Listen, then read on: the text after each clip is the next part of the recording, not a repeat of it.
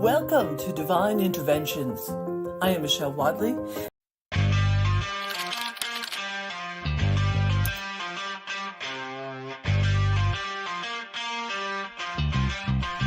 New Thought Media Network.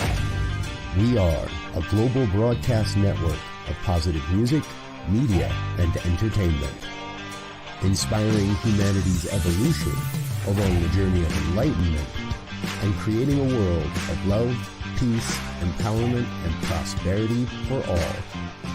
New Thought Media Network. Positively inspiring.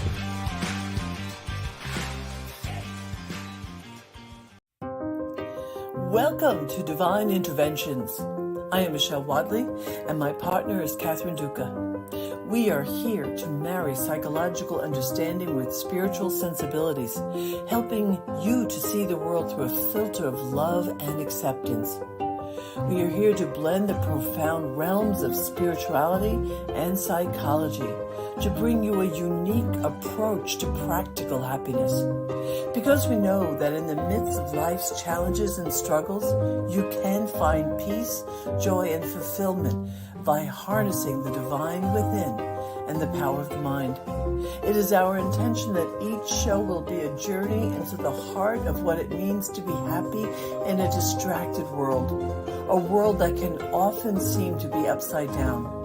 We'll share practices, insights, and actionable strategies to create a sense of peace and calm in your life so you too can discover the joy that lives within. If you're ready to become the architect of your own life, join us weekly as we travel together to the place within where love resides.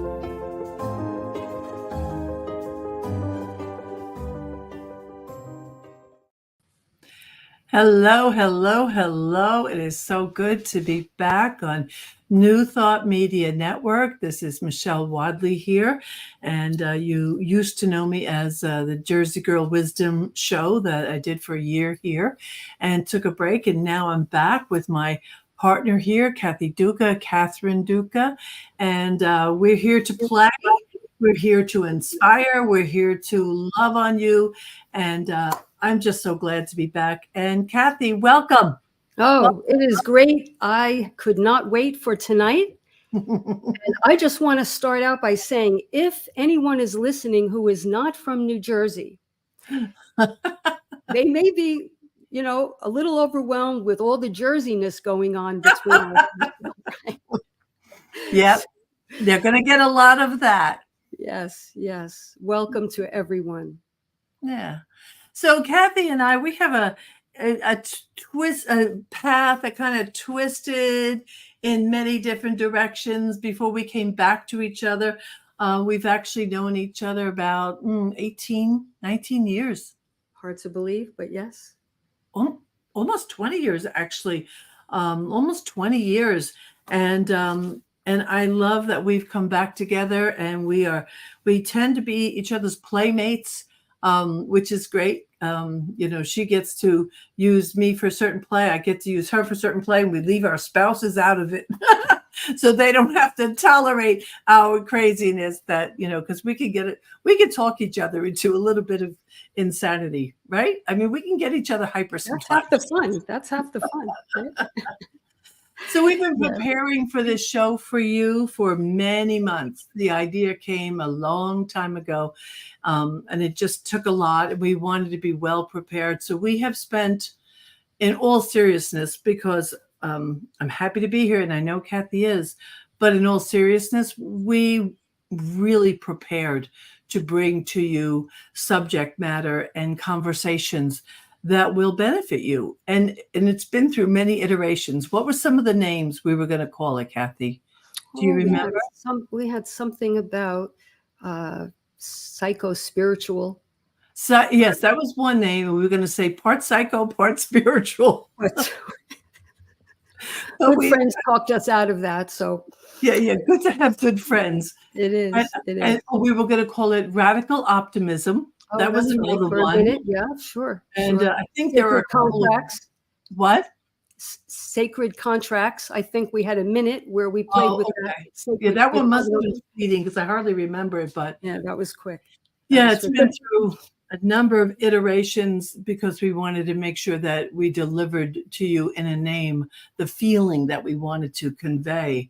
So tonight is going to be a lot of kind of, for those of you who might be new and don't know us, so you can get to know us a little bit. We're going to kind of cover our backgrounds and what matters to us, because if nothing else, we want you to want to come back, and hopefully we can deliver to you an invitation that, that works. That's good. So Cathy, you've been a psychotherapist for how long? Well, decades. I'll say decades. Okay. A good 3 decades. Yeah. And private practice before COVID. Now I'm strictly virtual, but before COVID, Montclair and Manhattan. And now, and I know it's the same with you, Reverend Michelle, because of Zoom, we can reach people literally nationally and internationally. Yep. And that is just I can't tell you how much that means to me, as I know it does to you. So just so the audience knows, when I think I need to refer somebody to a therapist, Cathy's the person that I refer people to. So I want you to know that that's how much I trust her sensibilities, and some people that I deeply care about, I have sent in her direction. Yeah. And my honor and my privilege, that. Yeah, it's been great.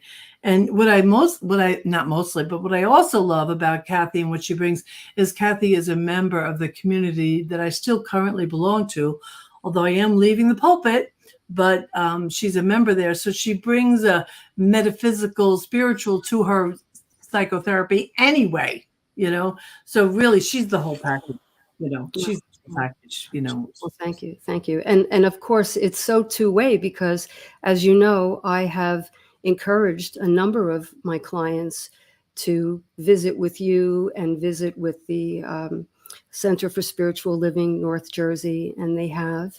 And I got a text just the other day from someone whom I sent your way, a decade ago.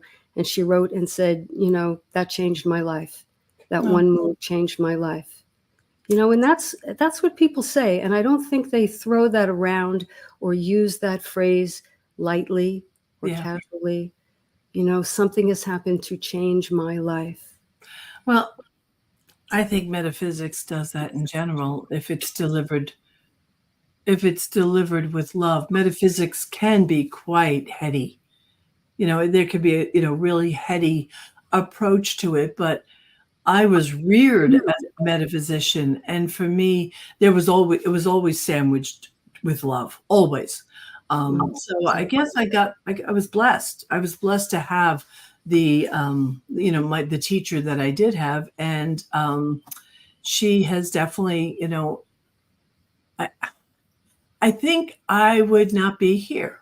I'd probably still be alive, but I think it's miserable.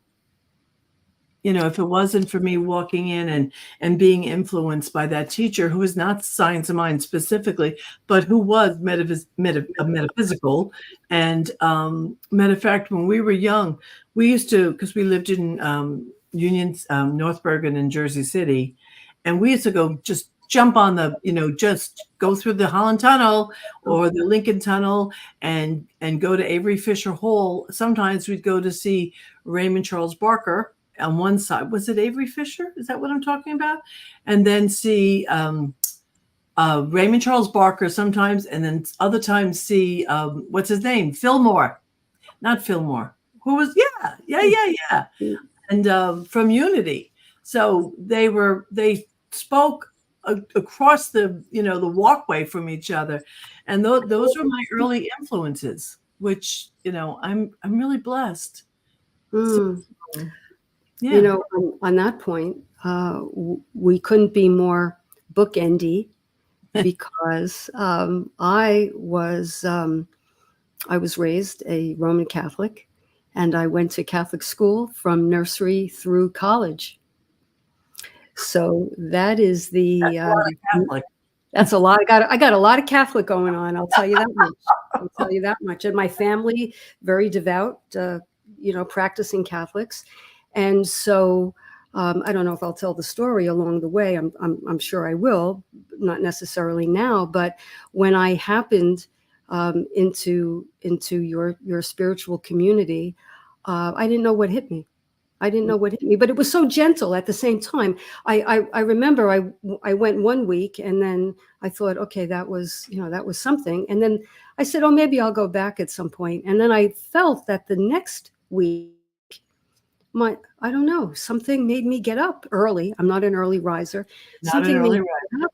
Yeah. And something made me go. And I feel like my car drove itself and I was just a passenger. Something compelled me to go. And I didn't even understand what that was. Mm-hmm, mm-hmm. I can't recall times when I felt compelled to go to Mass, although of course I respected it and I revered it, but I can't say I understood it or I can't say it moved me. So this was, meeting you and meeting the other members of the community really, oh my goodness, I'll expand on this as we go, but opened my mind, opened my heart, and I feel has made me a better person, a deeper person, certainly, but my clients would be the one to make this call, but I believe a better therapist and a better healer.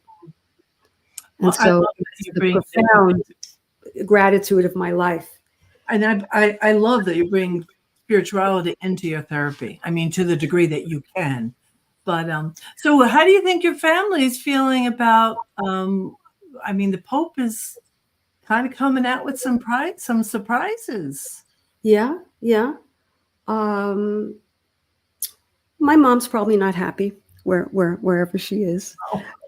She was pretty by the book. But I think if she knew how happy I am, if she knew, and when I say happy, that's a conversation unto itself. What do we mean when we say happy? But if she knew the path I was walking, so I take it back. I take it back that she would be upset. I think when she knew, if she were to know that I'm walking this pathway of love and connection and gratitude, I think she'd say in her Southern accent, she was born in Arkansas. She'd say, well, Cathy, I think I want some of that, Cathy. I'd say, well, Mom, come with me. Yeah, nice. If only, right? So one of the things that I want to say is that I've always had a case going back to elementary school of watching television on Sunday evenings, watching the Ed Sullivan Show and the Smothers Brothers. Tommy Smothers just passed away the other day. Wow, he had to be old. Early 80s, I think. Oh, that's it. I think 82. I think. And then as the Smothers Brothers would sign off, I remember distinctly getting a feeling in the pit of my stomach. I wonder if any of our listeners can relate, that pit in the stomach that, tomorrow morning, Monday morning, school. And I must say Catholic school, which was not always user friendly, I have to say. So back in those days, I'm sure it's changed. But I would get a bad case of what I think is called now this Sunday scaries. And wow, I've always thought if I had a place, this was before podcasts, but just an intuitive wish. Wow, if there was a place or people that I could plug into sometime on Sunday nights just to say, I'm a little scared, I'm a little nervous. How do you feel? That would have helped me so much. So one of my intentions with this podcast, and I know it is yours too, Michelle, is to have this place be a little bit of a safe stopover. That's why we deliberately chose 9 p.m. Right. We thought people are unwinding, right? And so if anybody has the Sunday scaries, we really hope that this is a place and a space where a little bit of that can be eased. And maybe we'll part at the end of our time together on Sundays and maybe have a better night's sleep and maybe have a Monday morning that's a little less, with trepidation. Yeah. That's my intention. And I want to take a moment. I keep getting a little bit of feedback here.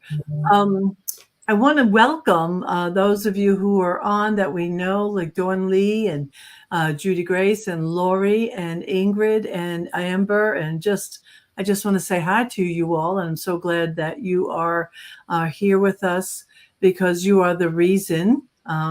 You are the reason why we're here. Not only do we want to support those of you, and Nettie is here. Hello. Not only do we want to support those of you who might still experience, and the scaries, it's funny because I never heard that term, but just the anxiety of, the week is starting, like that feeling. But that's not the only reason why we want to be here. So over time, if you ask us questions and you ask us to pay attention to something, or you send one of us an email and says, hey, can you add this into one of your episodes? We will chew on it. I can't guarantee, but we'll chew on it, because it's that's why we're here. We're here to serve you. And so with you, with you asking us for specific things, and that's why, that's just why we're here. And so Cathy, who do you think can benefit? What do you think can benefit from what it is our intention to do here? Well, is everybody too general? If I say everyone, is that? Yeah, I think we had an audience in mind. Yeah, well, my husband Neil is saying me. He's saying he'll benefit. He's saying he'll benefit. He'll benefit. Yeah. Well, I think of the people whom I have the privilege of working with, and I know that my clients, no matter what the particular issue that brings them in the door, there seems to be a common thread running through just about everybody's presentation, and that is, and everyone's narrative, and that is the world, the atmosphere, the global climate, the national climate, the ethers, staticky and fraught. And so I think that, I say in some of my writings, I say, because I believe it with all my heart, there's never a good time to not know who we are. There's never a good time. But not knowing who we are at this particular point in time is especially dangerous or risky, because it is up to each of us, pardon me, it is up to each of us to know who we are, to tap into our depth and our psychological maturity. Why? A, because that's just a good way to live. But B, no one is coming to rescue us. There isn't a leader. There isn't anybody who is going to swoop in and have all the answers. And I mean, I don't know that there ever was, but I think the illusion that there was more prevalent. But now we just have to turn on the television, read something, look around our news feeds, and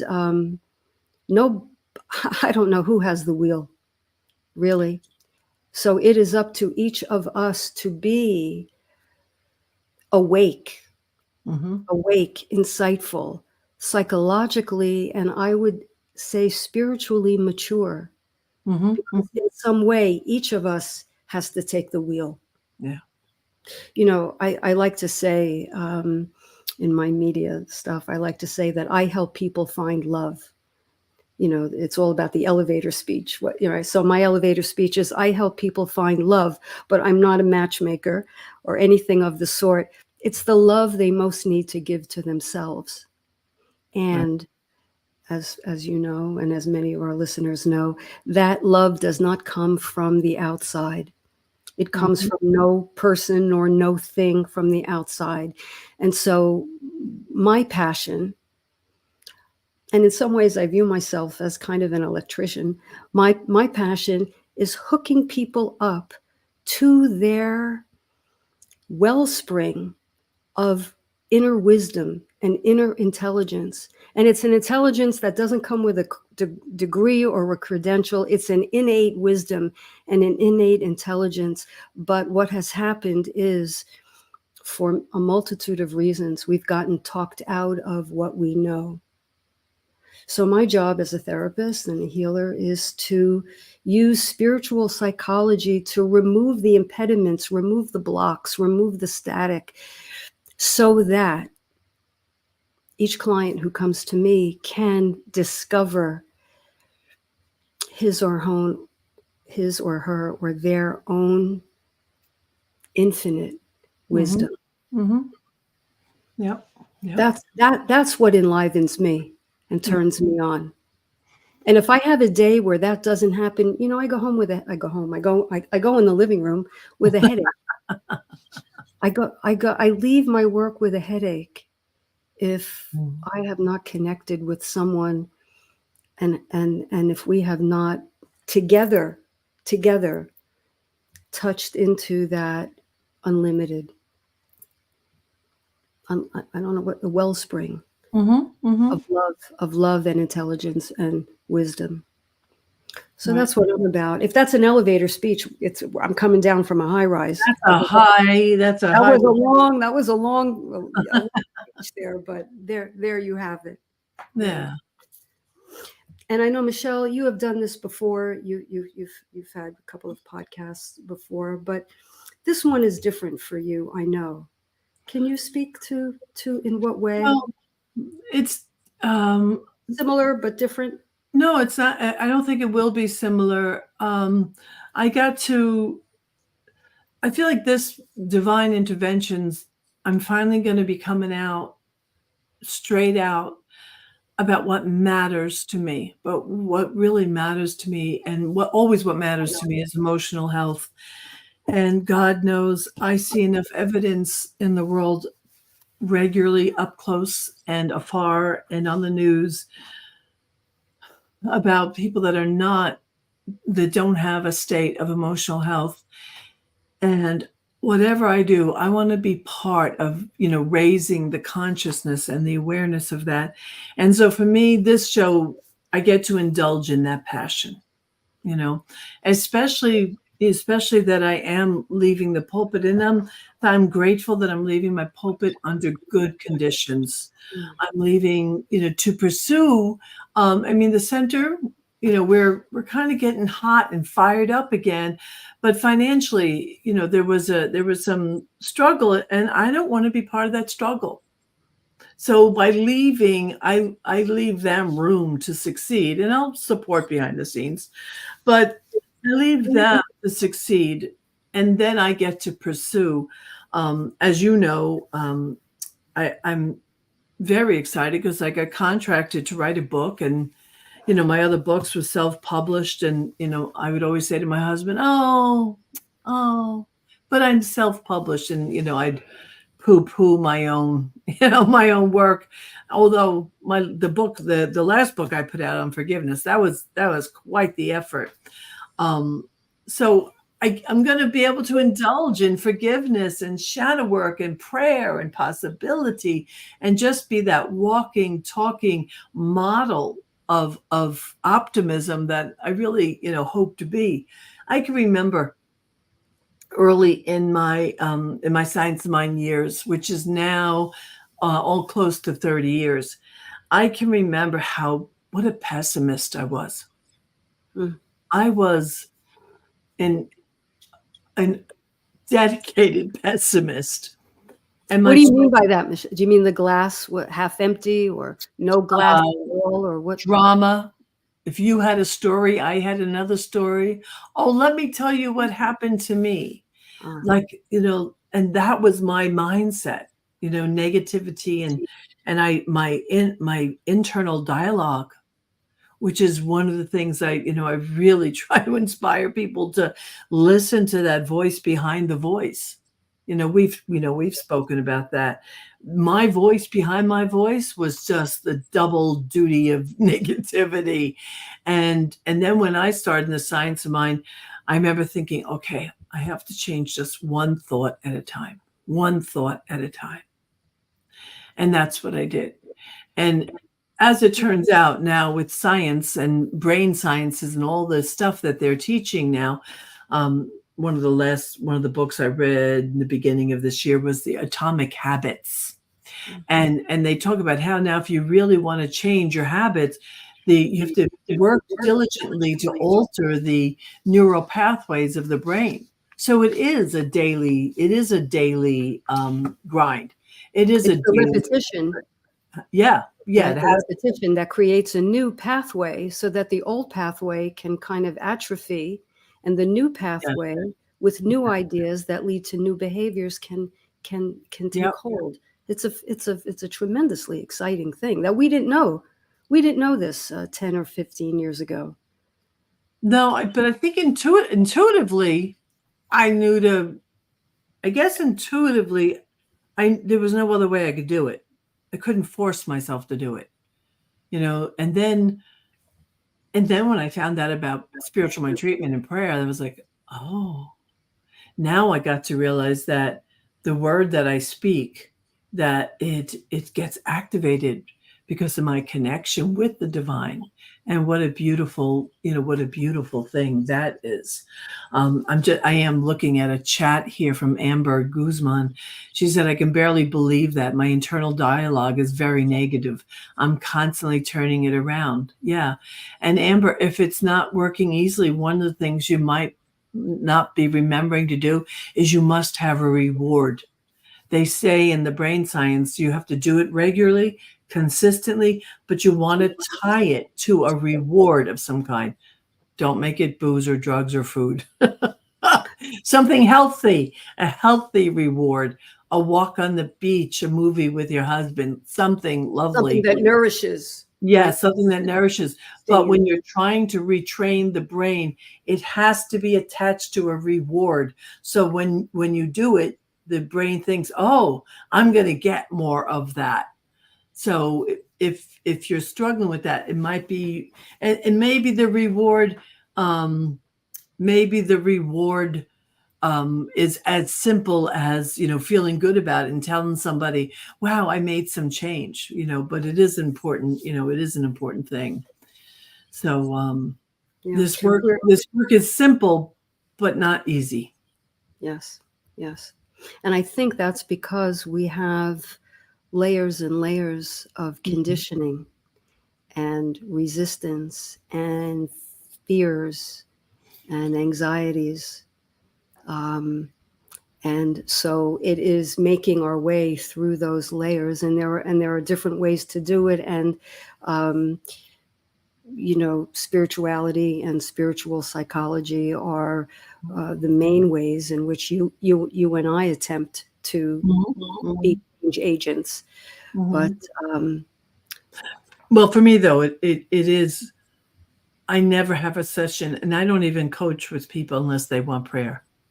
So for me, because the deliverable, right, the shift that we want for our clients, for me, the way that's delivered is through prayer. So that might just wind up being the main. I mean, because I know you and I are in sync about so many things, and it might just be the delivery system that changes, just a little bit. Well, if I may say, if I hadn't walked in to the Center for Spiritual Living, North Jersey, and had I not met you, and I heard you or anyone refer to prayer, my construct around prayer, I think, is very different than what you're referring to. So perhaps it would be worthwhile to expound on that a bit for our listeners, because to me, I'm thinking, that brings about the whole notion of, what God means to me, and how I was taught to pray, And I was taught to pray through memorization of certain prayers and to repeat these prayers and to petition, to ask, dare I say sometimes, Michelle, to beg. Well, even those of us who do spiritual mind treatment sometimes beseech. Sometimes we do. And let's come back to that. Let's take a quick commercial break. Oh, good. And then we'll come back to what that means for us. Very good. Okay. See you.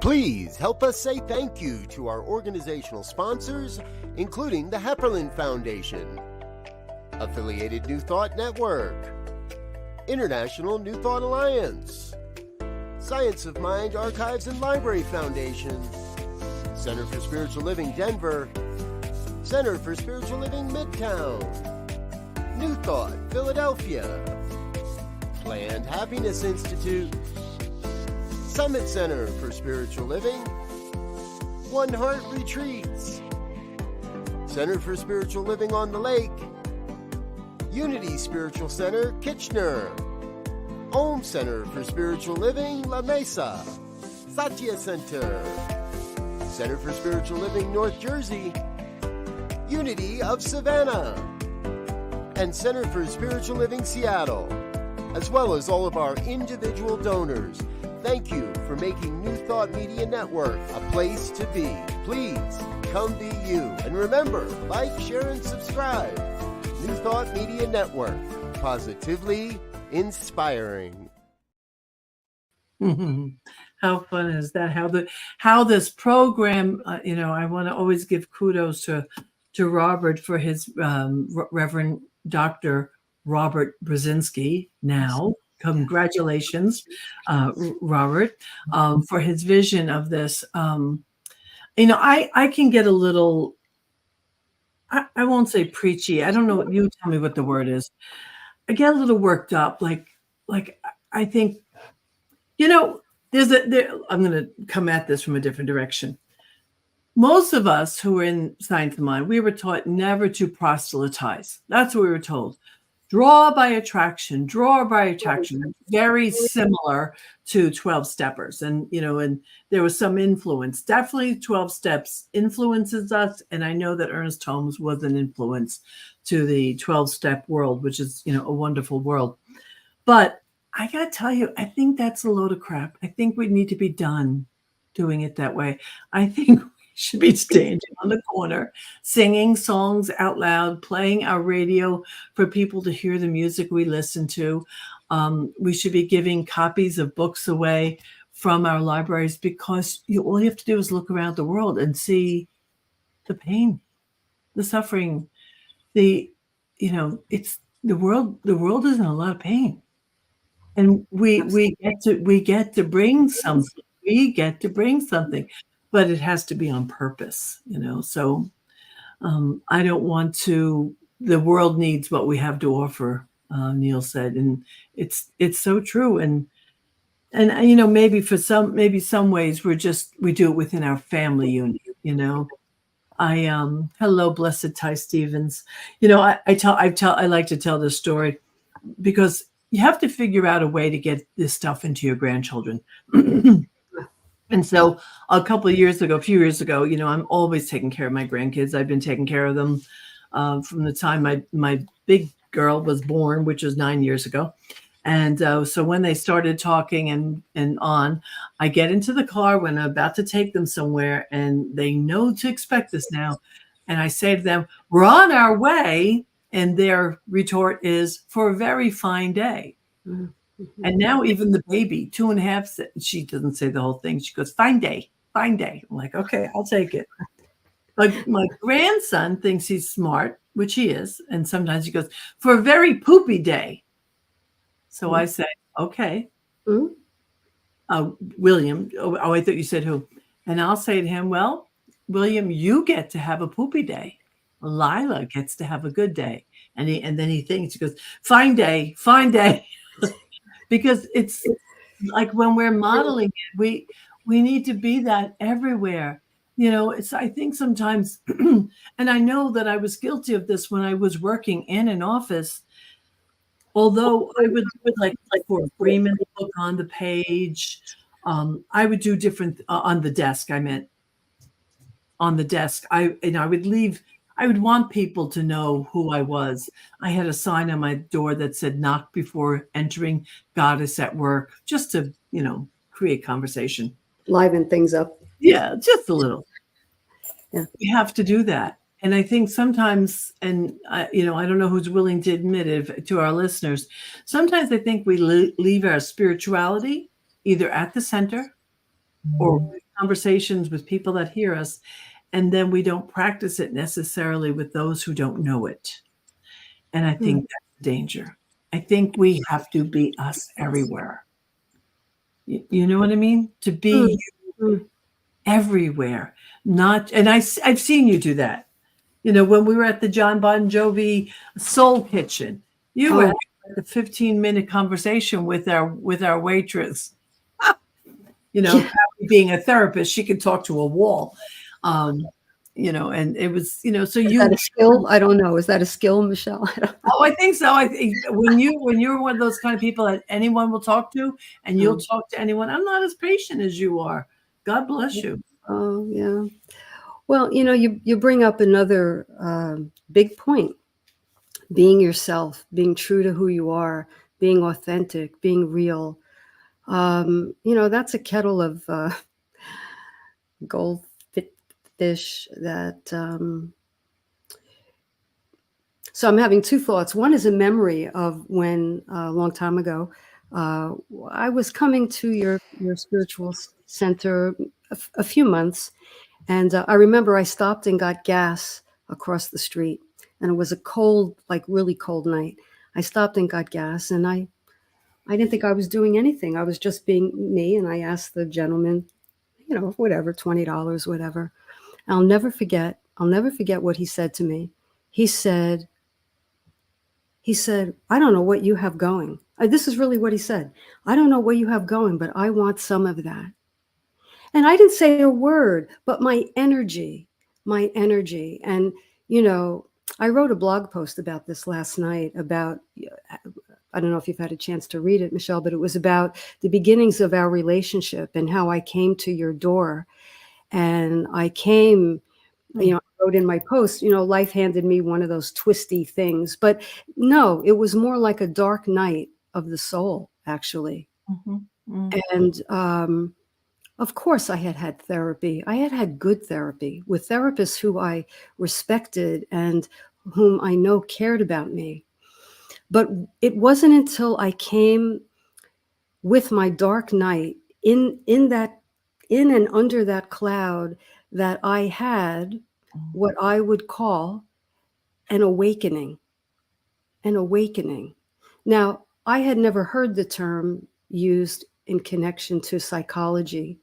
I had heard terms having to do with, cures and remission and over, I don't know, getting over or working through. And those are valid points, but I never really heard the term awaken.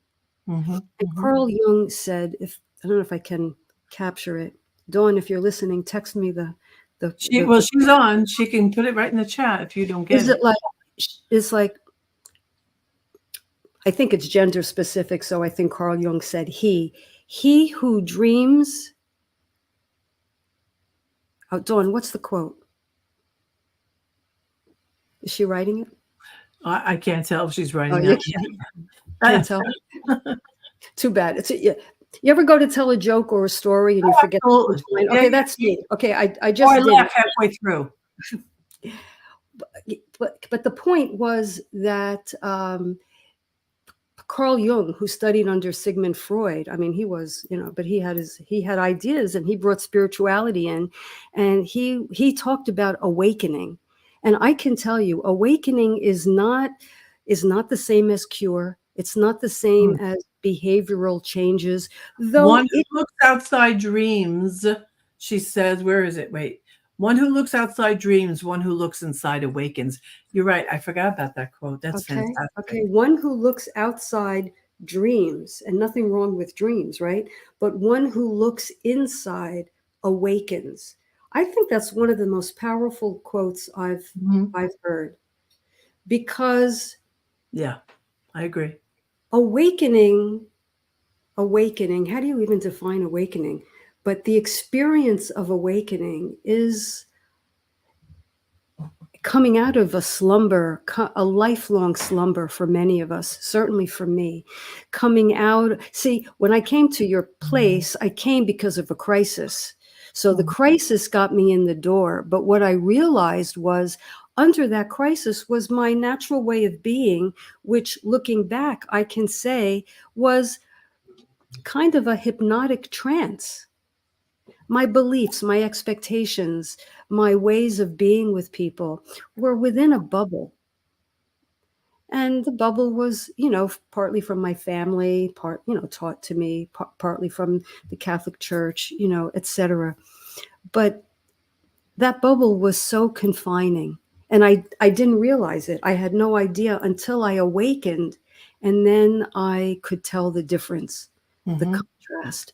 And that's why the gas station attendant said, I don't know where you're going or what you have going, but I want some of that. The spark in me. Mm-hmm. And what did it? Okay, the teachings, Science of Mind teachings. Well, Yes. I mean, I have a suspicion, and for me, this has been part of what has been my practice as a minister. And to be honest with you, I don't know where I got this from. It just seemed like I knew it. And if this is something that a teacher has taught, and I'm taking credit for it, just somebody correct me.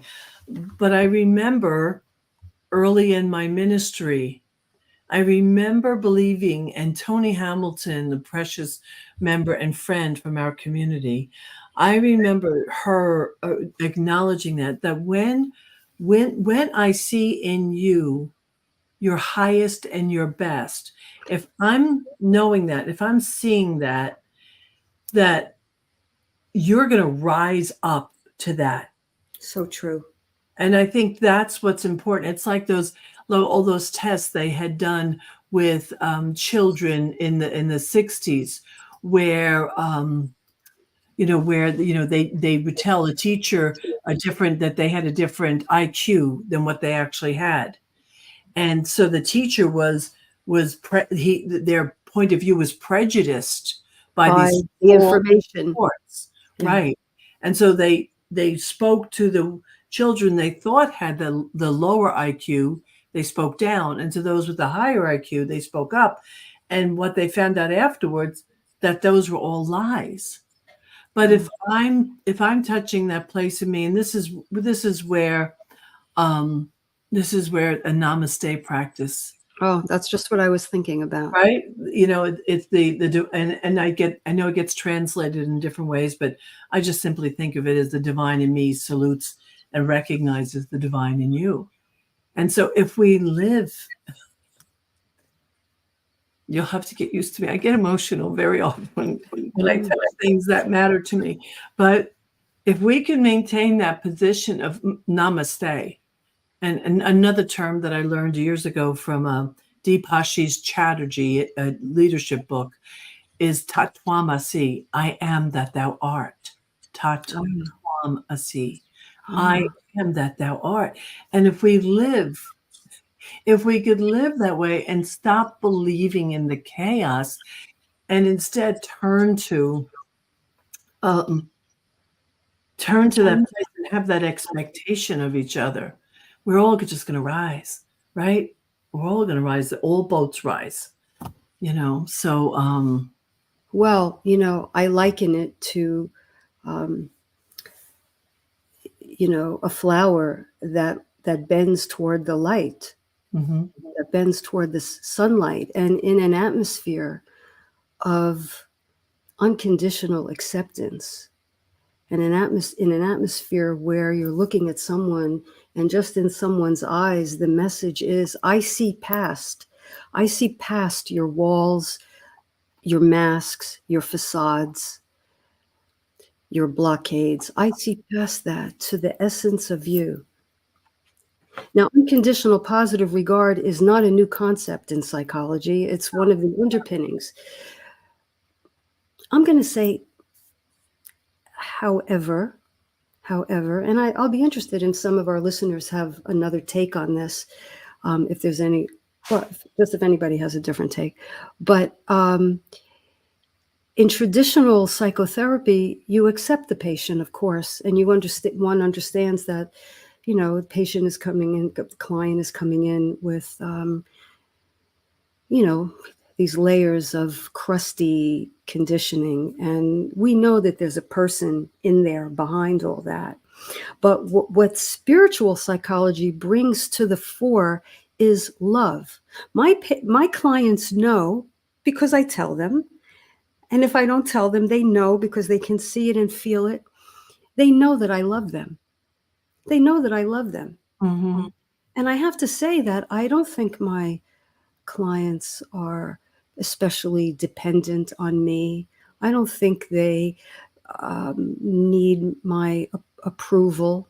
That's not really how I work. mhm, But they know that I love them at their essence, mhm, even when they're not sure what their essence is. And so that's one of the exercises that I do. And I know you do so many, but it's like, what do you think is your essence? What do you think makes you you if you couldn't do the thing you do?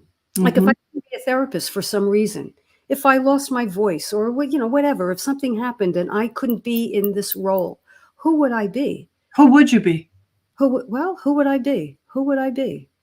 Who would I be? I believe I would be a, a blob of love, a mass of love. I don't know what I would do professionally. I don't know how I would earn a living, but the who I amness is that within me, which wasn't given nor can be taken away. Mhm, like the presence of God. I would say, I would Yeah, say, yeah, yeah. I It's would say, right? Um, a different word,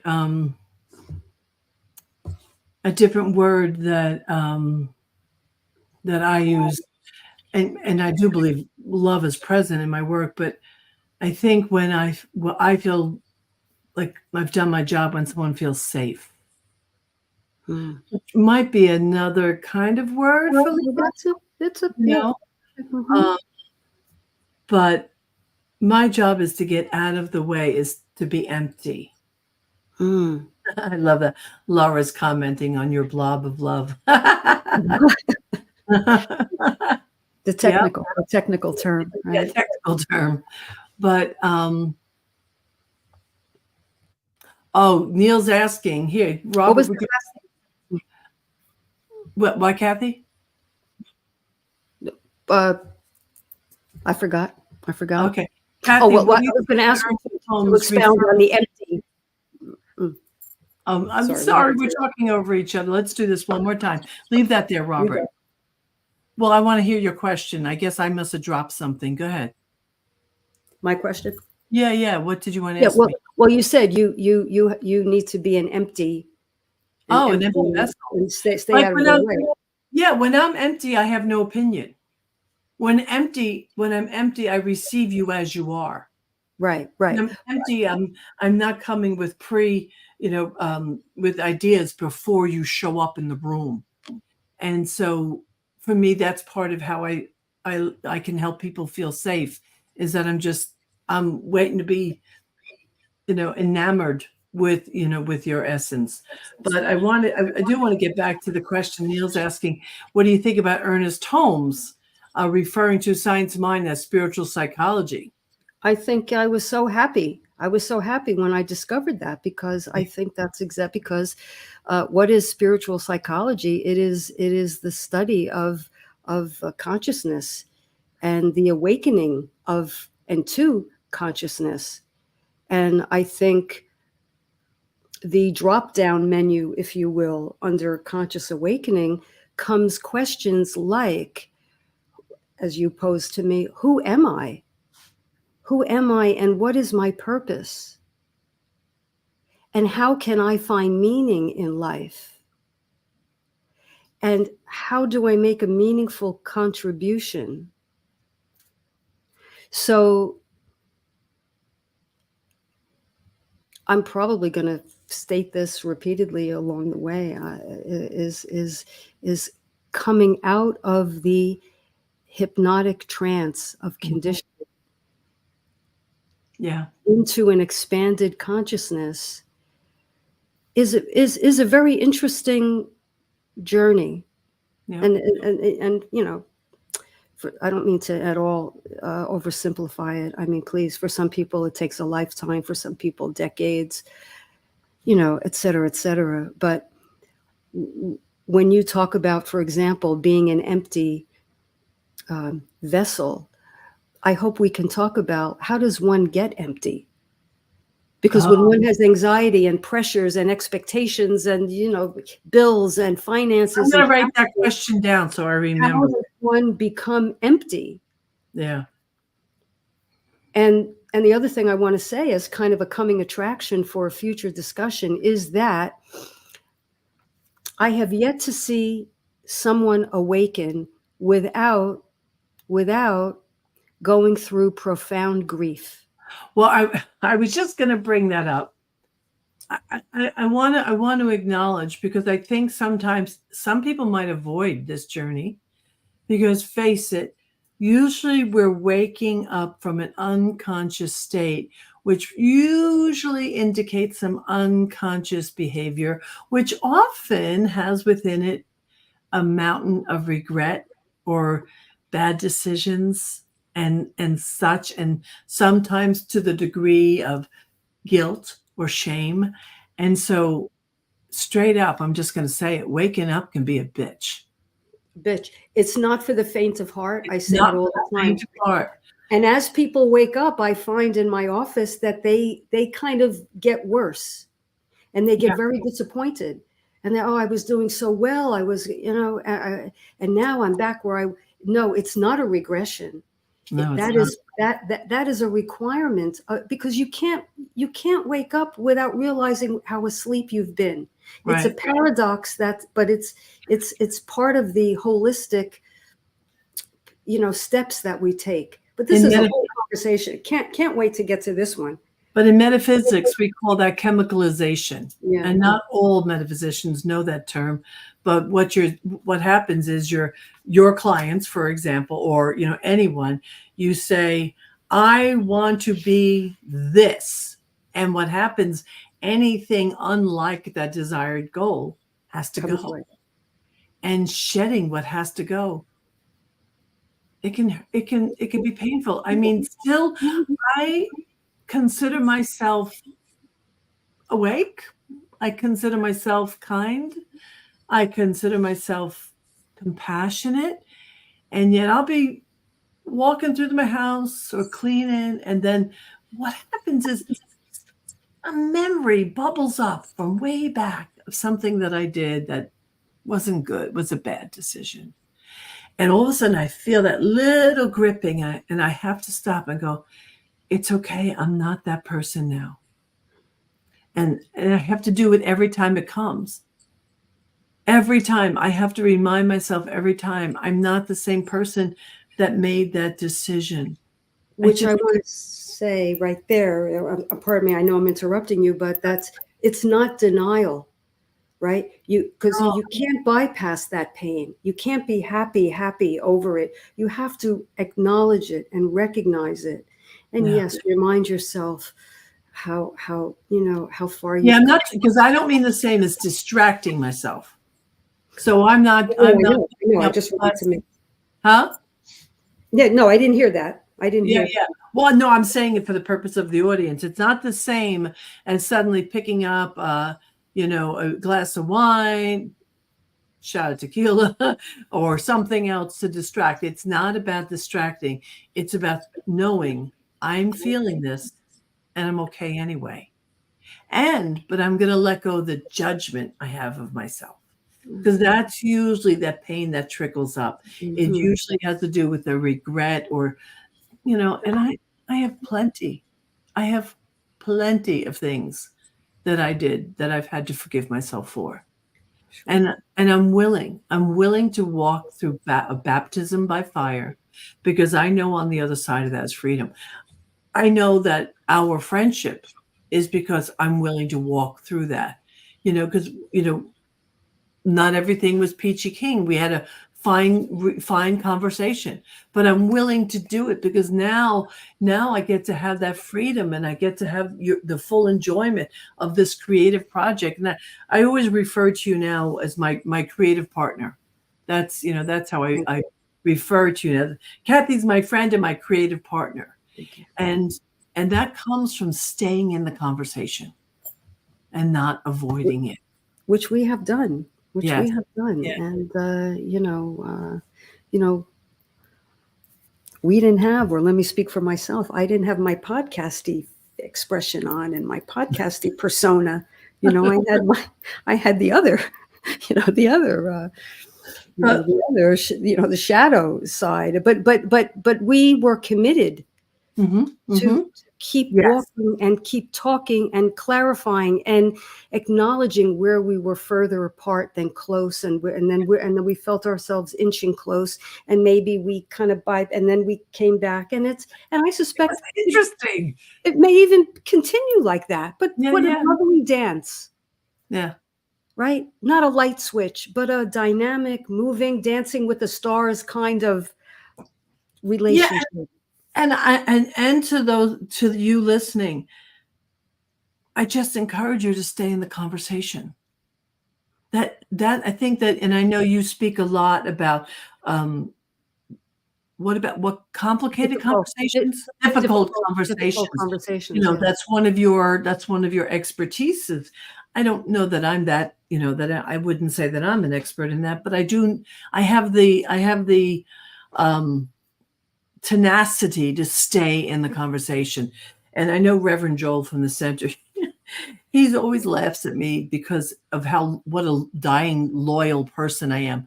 I think that's my Jersey in me, because we're known as very loyal people. We are. But yeah, right. It is, if you look up Jersey girl, that's one of our descriptions, or one of the ways that they define one of the characteristics. But the fact is that I will do, I'm loyal to a fault.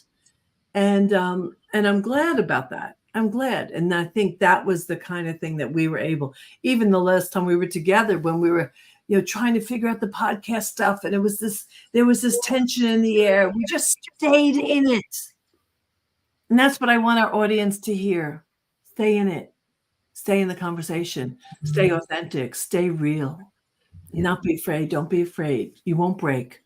You might have to bend. You might have to twist, but don't be afraid. We are coming down to our time. I can't believe it. We only have like 2 hours to go, right?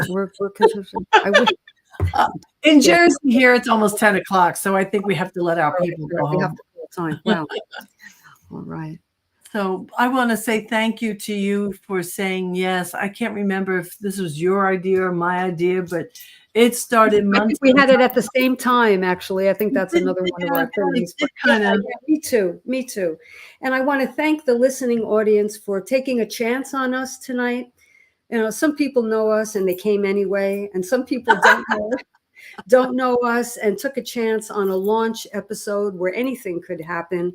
And for that, I am so, so grateful, and look forward to your listenership and your questions and your comments, and if there's something you disagree with or you have another take, just let's talk. Let's talk.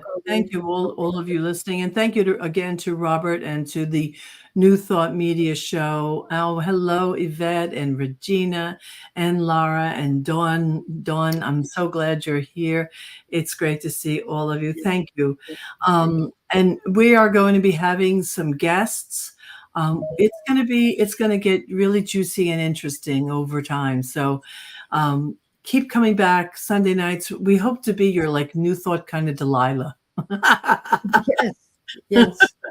Delilah, the DJ from years ago, right? Is she still on? Yes, I found her on the radio a couple of weeks ago. So we're your New Thought Delilah. Yeah. Oh, that's funny. Massive love to you all. Thank you so much. Really, thank you for being here, everybody. Everyone, Cathy, thank you. We'll talk soon. Yes, very good. Be well. Namaste. Bye-bye.